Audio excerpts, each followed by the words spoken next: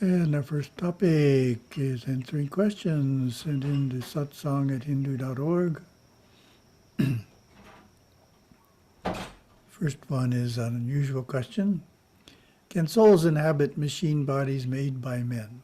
And then the fuller question is, it has to do with artificial intelligence and the idea that we can reach a point when machines can think for themselves, i.e. generate thoughts beyond the original programming.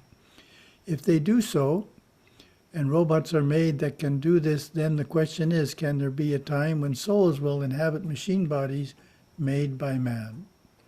The alternative is that there are forever two classes of thinking, acting entities, ones with a soul and then the ones we have created without a soul, which we then call machines, robots. Answer. So far what has been created in the realm of AI and robots clearly does not have a soul, but that does not rule out the possibility. However, it may be man can't give the robot a soul, but rather a soul has to decide to work through a robot. There is some interesting material emerging with Shiva that relates to this idea. These first laws of reincarnation dealing with the astral plane governed by the powers of the first three chakras seem to be quite valid when man is living in his instinctive mind. So that's referring to material that we're not presenting. However, when he passes from the physical body through the will, cognition, or universal love chakras, he comes into a different reincarnation law. He then is living on two planes at the same time and, according to this theory, would have representative bodies on both planes. His evolution on the physical plane would be quick, since his only physical conscious expression would be a small animal, perhaps a little bird or cat or some extremely sensitive animal. This creature would represent and polarize the advanced soul's instinctive mind on the physical plane, while he evolved at an accelerated pace on vast inner planes. This dual existence would continue until such time as the process of reincarnation was intensified and the vibration of the earth was strong enough in his mind to pull awareness back dynamically to another human life. This might take years, and it might take centuries. In a sense, this mystic would be held through the power of the higher chakras in a very subtle force field, and only touch into physical consciousness sporadically by using different bodies of animals and people for a few minutes or hours to contact the earth. He would not necessarily be conscious of doing this. His awareness would exist predominantly on the inner planes. This is one reason we find some of the Indian religions forbidding the killing of animals of any kind. They believe an animal may be a great saint or yani who passed on. Non-killing of animals, especially cows, is widely observed in India even today. Of course, many consider such a theory senseless, ridiculous, fraught with superstition. However, we could look at everything that we don't yet understand as superstitious until we comprehend the intricate mechanism of the laws of the governing force field. End of quote there. And back to my statement. There is also a section on having a yoga siddhi, so that at the point of transition you incarnate into another adult person who is also at the point of transition, thus avoiding needing to be born as a baby. So you don't have to grow up all over again. So in other words, this person and this person, they're both transitioning at the same time, and this one, instead of going into the inner planes, comes over here, takes on the body of the other person. So that shows certain unusual things are possible for those who have yoga siddhis. And the conclusion, time will tell. It certainly is possible some souls will develop a siddhi so that from the inner worlds they can work through a robot. In the first chapter of the Guru Chronicles, there is the recounting of the captain of the ship telling Gurudeva that if he even picked up a pen on the table, he would relinquish his job as captain. What is meant by this? Well, one answer is, in a complex task being done by a team, it is important that someone holds the overview of the task. This is best done by the overview person not getting overly involved in the details of any single aspect of the task, which is what picking up the pen would do. Why do we perform Abhisheka? Several non-Hindu and Hindu friends have argued it's maybe better to donate it to the poor. And we'll ask that question to you. How would you answer that question?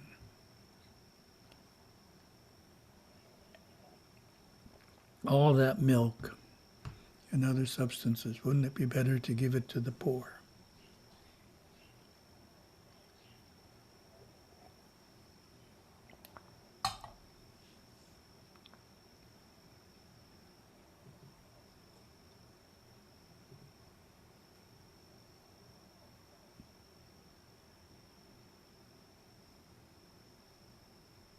Can I answer this question, Sadhguru? No. No, The it's text not will one? answer the question. The Oh, text will answer the question for okay. everyone. Okay. Yeah, that's our style. But thank you for asking. The first answer is from a standard talk I give at Kumbhabhishekams developed a number of years ago.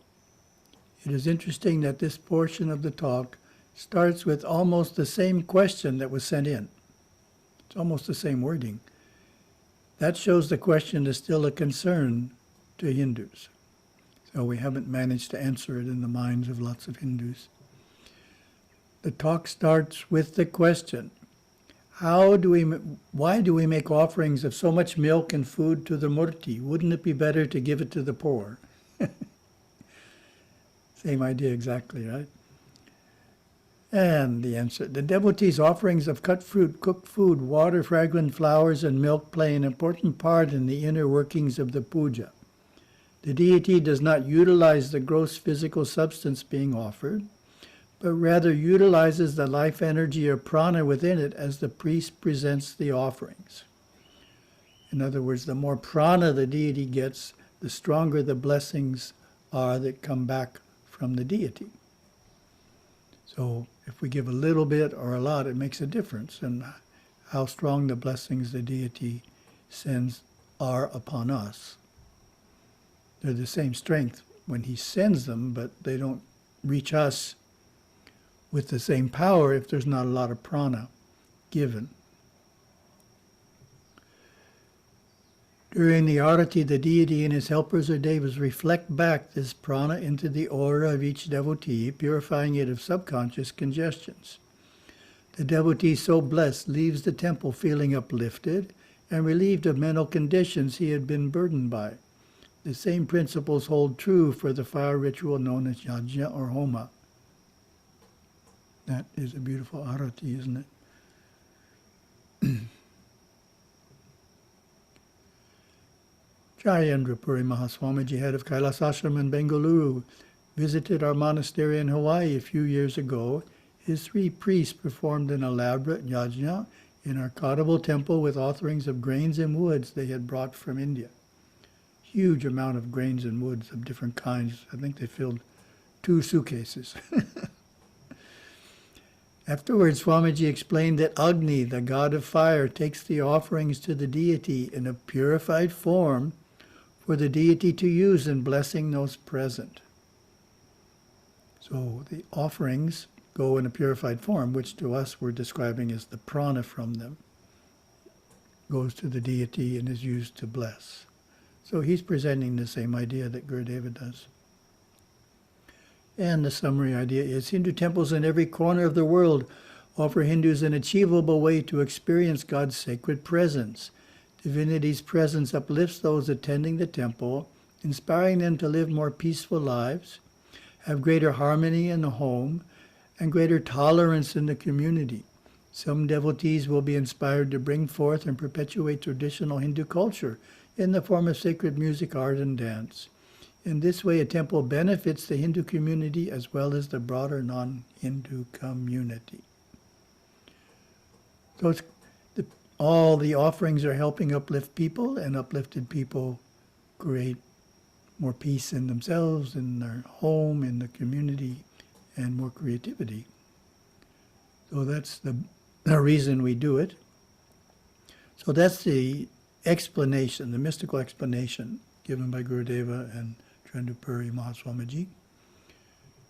The second approach is just asking the person making the statement some questions. A valid approach for certain people. Giving to the poor is certainly important. Do you regularly give to the poor? Which groups do you give to, etc.? In other words, the person may be giving nothing to the poor or an insignificant amount considering his or her income and using this topic as an easy way to criticize the temple.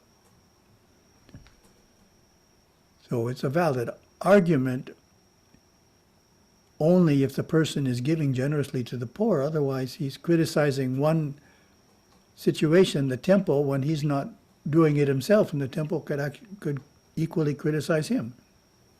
Why aren't you giving to the poor? So, but it's not.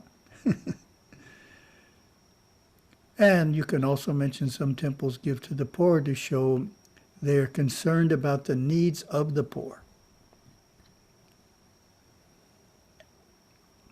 So the Maryland temple did that at some point. Maryland Mulligan temple was getting some criticism of this nature, that it wasn't helping the people. It's just using the money for Abhishekams and things. So it started giving money to charities in Sri Lanka. And therefore it reached a balance. It was doing both, using money to provide Abhishekam to uplift people, as well as using donations to help the poor and those in need in Sri Lanka in this case. So temples can balance out that concern by giving some to charitable groups that they're related to. So this is an interesting response. Number 3, specific benefits. This is a list of 25 Abhishekam offerings and a specific benefit related to it. So we're not going to look at the text. It would be too much text to go through. I'm just going to read it. Sesame oil, perfumed with sandal and other fragrant substances, happiness and comforts. Well-needed rice flour and herbal powders, removal of spiritual and material debts. Turmeric powder averts the occurrence of diseases, induces attraction. Sacred water brought from holy rivers. All kinds of auspicious bestowments. Panchagavya, 5 substances got from the cow, purity. Panchamrita, mixture of 5 specific fruits, victory. Cow ghee, health. Cow milk, longevity. So that's good to know. Cow milk equals longevity. Cow curd, to be blessed with good children. Honey, blissful state. Sugarcane juice, warding off diseases. Candied sugar, removal of enmity. Varieties of fruits, abundant growth of crops and fruit-yielding trees and rich yield of food grains. Juice of various fruits, knowledge for the youngsters. Tender coconut, rich enjoyments. Cooked rice, safety of the town, country. So that's important. We've been told that Shiva Lingam, you have to offer cooked rice every day. So that is providing safety of the town and the country. Sandalwood, wealth and valuable possessions. Snapana kumbha, consecrated water, welfare of all beings, maintenance of ecological balance and good environment. Patrodaka, water with sacred leaves in it, removal of fear. Bilvodaka, water with bilva leaves, spiritual unfoldment. Dara Abhisheka, pouring of sacred water increases power of pouring it through the 1,000-hold plate. Increase of power of the organs of knowledge and action. Sharan Godaka, pouring of sacred water through the cow horn. Removal of diseases caused by the increase or decrease of the 3 bodily humors. Ratnodaka, pouring of sacred water in which gold ornaments are placed. vitality of the 7 dhatus. Kusodaka, water with dharma grass. Purity of the nadis. Vishesha argya, special water offering. Bestowal of Shiva's grace for all the living beings. Stabilizes the consummate effect of the ablution done with all other substances. Nullifies the defects that could have occurred in this process of ablution done so far. Defects due to deficiency or excessiveness. Oh, interesting list, isn't it? I think the two that stand out to me are milk and cooked rice. So milk helps for longevity and cooked rice helps for the safety of the community and the country.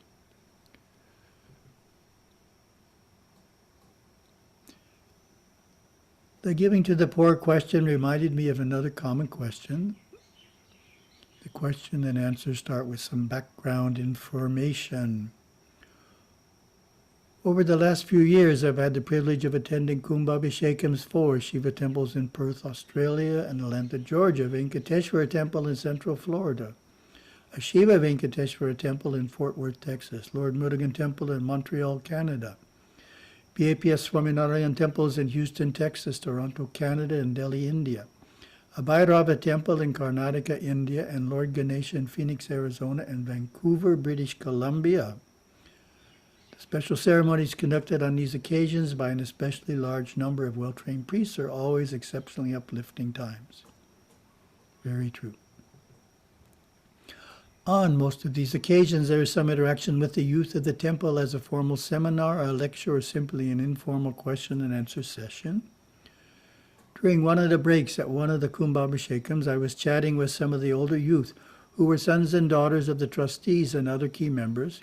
They were challenging me with the question, since God is omnipresent, what is the need to build large temples to worship Him?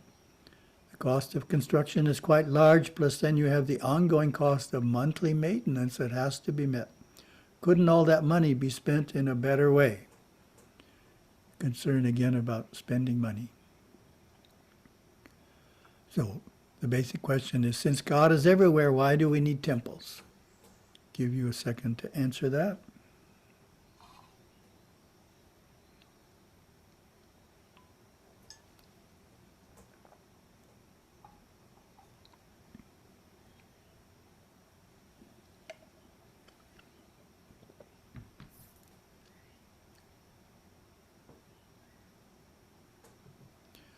My answer went something like this: since God is omnipresent, shouldn't we be able to experience Him equally everywhere? For example, God permeates this room. By looking intently at the room, shouldn't you be able to experience God? In theory, you should. I then asked those present to look around. How many can see God permeating this room? All the youth present had to admit that they couldn't see God permeating the room. I then continued, practically speaking, God's omnipresence is a very subtle form of consciousness, too subtle for most of us to experience unless we are quite skilled in meditation.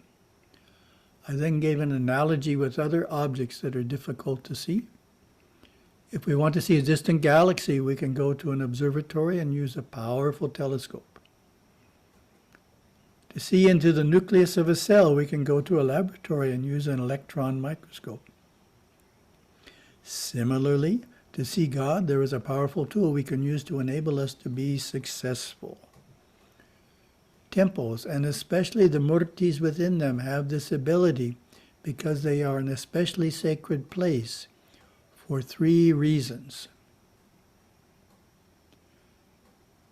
So what are the 3 reasons?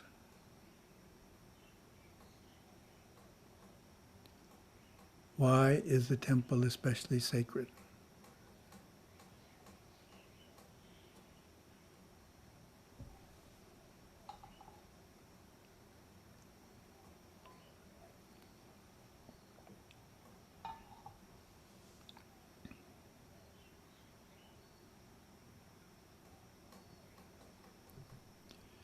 The 3 reasons are: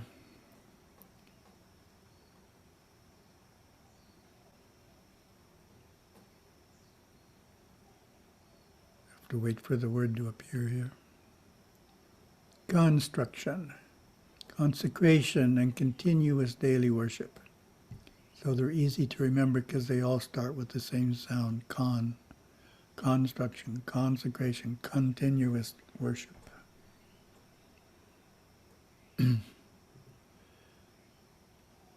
Little on each. Hereditary temple architects known as Sthapadis are commissioned to design and construct the temple. By tradition, every stone is set in place according to the sacred architecture found in the Agamic scriptures.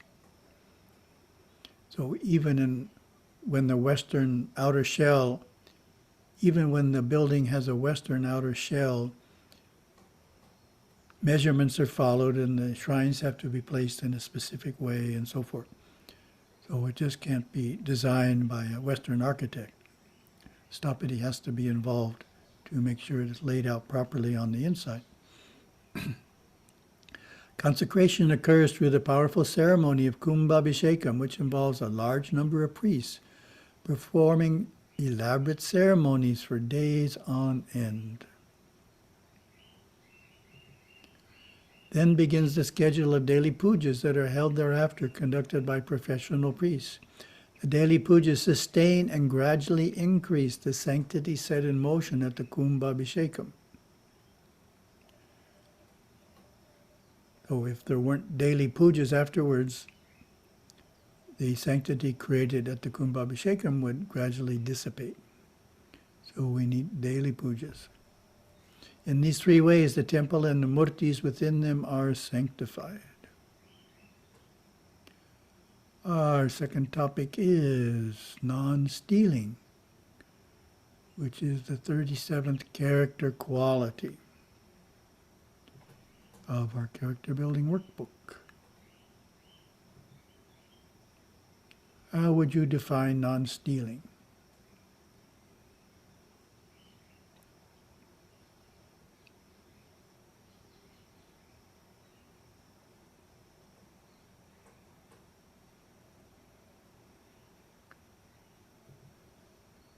The workbook gives this definition. Non-stealing means not taking the property of others without right or permission. I observe it by avoiding theft and not allowing myself to covet the things others have. The opposite is stealing. So notice Gurudeva brings in the idea of coveting in the definition of non-stealing. Coveting is the first step towards stealing. Others have things we don't, we want them, we take them. So,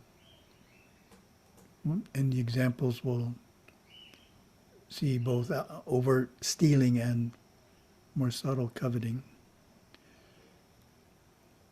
Gurudeva's quotes. The third yama is asteya, neither stealing nor coveting, nor entering into debt. Means excessive debt. Coveting is desiring things that are not your own. Coveting leads to jealousy, and it leads to stealing. The first impulse towards stealing is coveting, wanting. If you can control the impulse to covet, then you will not steal. Coveting is mental stealing. So by debt, Gurudeva means when you owe money, such as on a credit card, or to a store, there's an understanding you'll pay in a certain time frame, and if you don't, because you have excessive debt, then that's a form of stealing. You're using the store's working capital, so to speak, without their permission. Of course, stealing must never, ever happen. Even a penny, a peso, a rupee, a lira, or a yen should not be misappropriated or stolen. Defaulting on debts is also a form of stealing. Comparing the actions of one who steals to one who does not steal. First situation, when your mother gives you $20 to get groceries on the way home, you. Non-stealing, carefully keep track and return the change to her. Stealing, intentionally forget the accounting and pocket the unspent money. Second situation, a friend leaves her homework on your kitchen table, so you. Non-stealing, call her right away so she can come to pick it up for tomorrow's class. Stealing, see an opportunity to get easy answers and copy her work before making the call. And the last one is coveting. When your older brother receives an award at school, you, non-stealing, celebrate with him and add congratulations to your own by way of a note on his desk. Stealing, covet his award, telling yourself you are equally deserving. Reflection, take a moment to identify a few ways in which you can improve in non-stealing, and of course, what you would find would be something probably in an area of not coveting.